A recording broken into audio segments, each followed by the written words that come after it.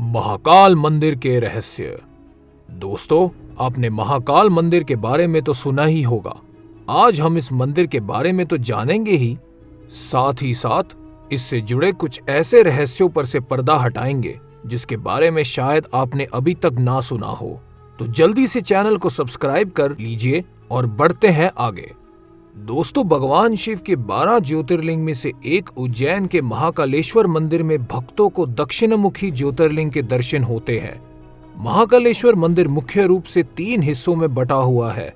इसके ऊपरी हिस्से में नाग चंद्रेश्वर मंदिर है, नीचे ओंकारेश्वर मंदिर और सबसे नीचे जाकर आपको महाकाल मुख्य ज्योतिर्लिंग के रूप में विराजित नजर आते हैं, जहां आपको भगवान शिव के साथ ही गणेश जी, कार्तिकेय और माता पार्वती की मूर्तियों के भी दर्शन होते हैं।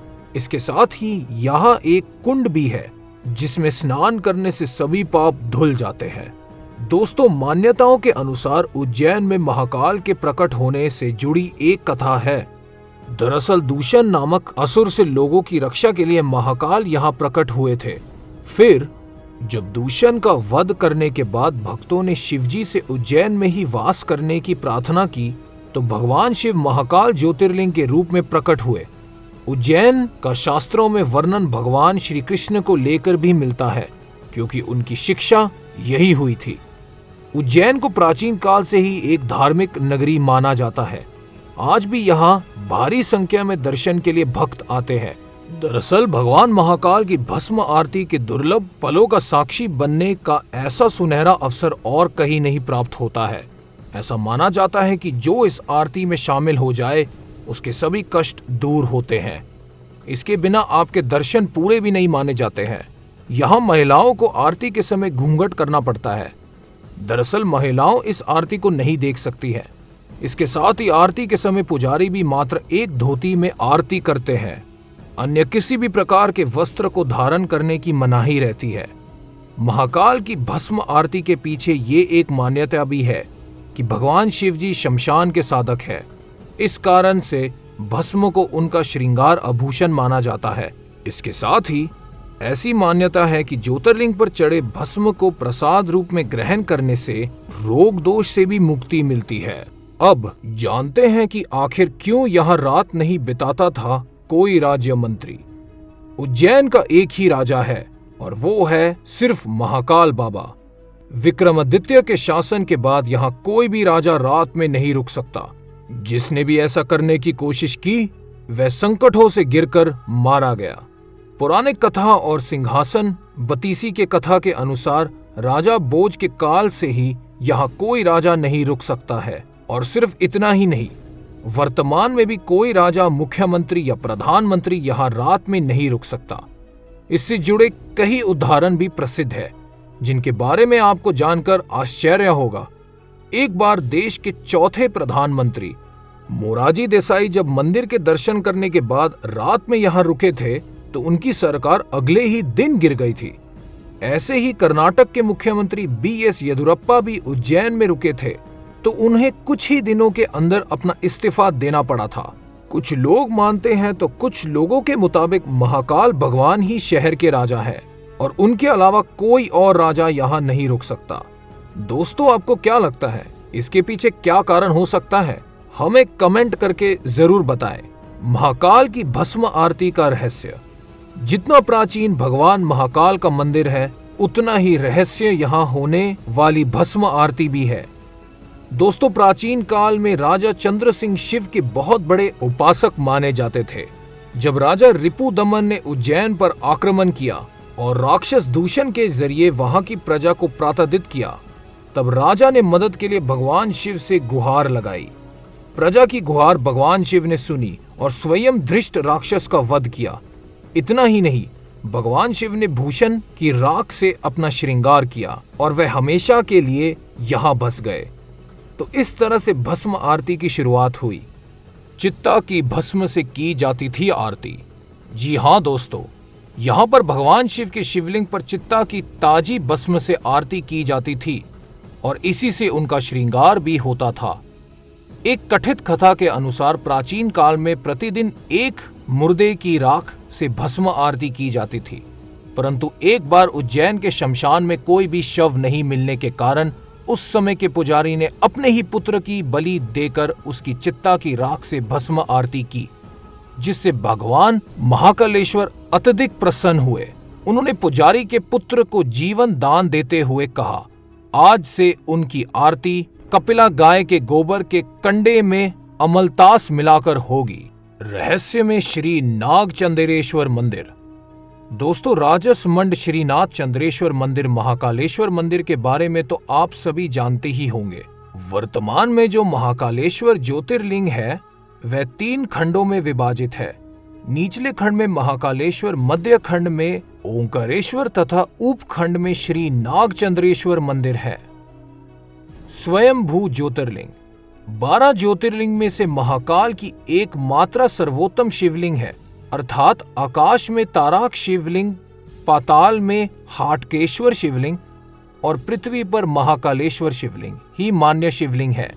दोस्तों, ऐसा मान्यता है कि महाकाल मंदिर में शिवलिंग स्वयंभू है। विश्व भर में काल गणना की नगरी कहे जाने वाले उज्जैन में मान्यता है कि भगवान महाकाल ही समय को लगातार चलाते हैं और काल भैरव काल का नाश करते हैं। दक्षिण मुख शिवलिंग। दोस्तों, दक्षिण मुखी शिवलिंग इस समय पूरे संसार के सभी शिव मंदिरों को स्थापित शिवलिंग और अन्य ज्योतिर्लिंग की जलाधारी उत्तर दिशा की ओर है, किंतु महाकालेश्वर ही एक ऐसा ज्योतिर्लिंग है जिसकी जलाधारी दक्षिण दिशा की ओर है, इसीलिए इन्हें दक्षिण मुख्य महाकाल के नाम से भी जाना जाता है। असली शिवलिंग को छुपा दिया गया।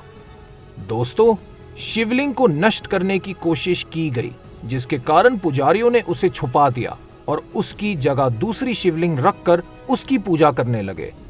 बाद में उन्होंने उस शिवलिंग को वही महाकाल के प्रांगण में अन्य जगह स्थापित कर दिया, जिसे आज जुना महाकाल कहा जाता है। हालांकि कुछ लोगों के अनुसार असली शिवलिंग को छेड़ होने से बचाने के लिए ऐसा किया गया था। रहस्यमयी भक्त। वैसे तो मंदिरों में रोजाना चमत्कार होते हैं, लेकिन सभी चमत्कार आम लोगों तक नहीं पहुंच पाते हैं। ऐसा ही एक दुर्लभ चमत्कार महाकाल मंदिर के गर्भगृह में लगे सीसीटीवी कैमरा में कैद हो गया और किसी सदस्य ने इस चमत्कार को सार्वजनिक कर दिया। इसीलिए इस तस्वीर को सावन महाशिवरात्रि में बाबा महाकाल बेलपत्र से ढक दिया जाता है और उसके बाद यहाँ भक्तों का आना मना है। दरअसल वह रात में एक अदृश्य शक्ति रात में मौजूद है जो कि महाकाल की पूजा कर रही है। इसका अभी तक कोई उत्तर नहीं दिया है, परंतु साधुओं का मानना है कि ये घटना सत्य है। दोस्तों, पूर्व काल में भगवान शिव लोगों को प्रत्यक्ष दर्शन देते थे। इसके लिए शिव आकाश मार्ग से अपने भक्तों को दर्शन देने जाते थे। वह किसी स्थान पर उतरते तो वहां पर उनके पांव के दाब से चिन्ह अंकित हो जाते। यूं तो वे कभी कभी विश्व कार्य के लिए ही धरती पर कदम रखते, लेकिन अगर ऐसा हो तो ये बड़ी अद्भुत बात होती और वह स्थान जहां पर वह पधारते थे वहां का स्थान पूजनीय बन जाता। भगवान के भक्त ही जानते हैं कि ये स्थान उनके लिए कितने मायने रखता है और ऐसे चिन्हों की पूजा होती है। ये चिन्ह बड़े भारी लगते हैं, जिससे पता चलता है कि भगवान का शरीर कितना विशालकाय होगा। यहाँ पर हम कुछ स्थानों का जिक्र कर रहे हैं जिन पर भगवान शिव ने आकाश मार्ग से आते हुए यहाँ पर कदम रखा तो वहां पर चिन्ह छप गए। दोस्तों, उत्तराखंड में जागेश्वर नाम की एक पहाड़ी पर एक प्रख्यात शिव मंदिर है जो बहुत ही प्रख्यात है। पांडव जब स्वर्ग के लिए गए तो उनके पड़ाव में ये स्थान भी आया जहां पर भगवान शिव के चरण चिन्ह अंकित है। कहा जाता है कि शिवजी के दर्शन के लिए जब पांडव आए तो उस समय शिवजी को उनके साथ रहना नहीं आया और अपना एक पैर उठाकर उन्होंने कैलाश की ओर प्रस्थान किया, तो वहां पर एक पैर का चिन्ह अंकित हुआ है। यहाँ पर अब भव्य मंदिर है जिसका विशेष महत्व माना जाता है। दोस्तों, श्रीलंका में श्रीपद पर्वत नाम का एक स्थान है जिसका नाम ब्रिटिश राज में पीक हो चुका था, जिसे रत्न द्वीप पहाड़ भी कहा जाता है। यहाँ पर मंदिर भी बना हुआ है। श्रद्धालु मानते हैं कि यहाँ पर जो पैरों के निशान है वो भगवान शिव के हैं यहाँ पर वर्तमान में विचारक अपने अपने ढंग से कहानियां बनाते हैं, जिनमें ईसाइयों ने यहाँ के चिन्ह को संत टॉमस के चिन्ह कहना प्रचारित कर दिया और वही मुसलमानों ने हजरत आदम के चिन्ह कहना शुरू किया। और बौद्ध भी कहने लगे हैं कि ये चिन्ह महात्मा बुद्ध के हैं, लेकिन इससे इस स्थान की ख्याति और महत्व वृद्धि ही हुई है।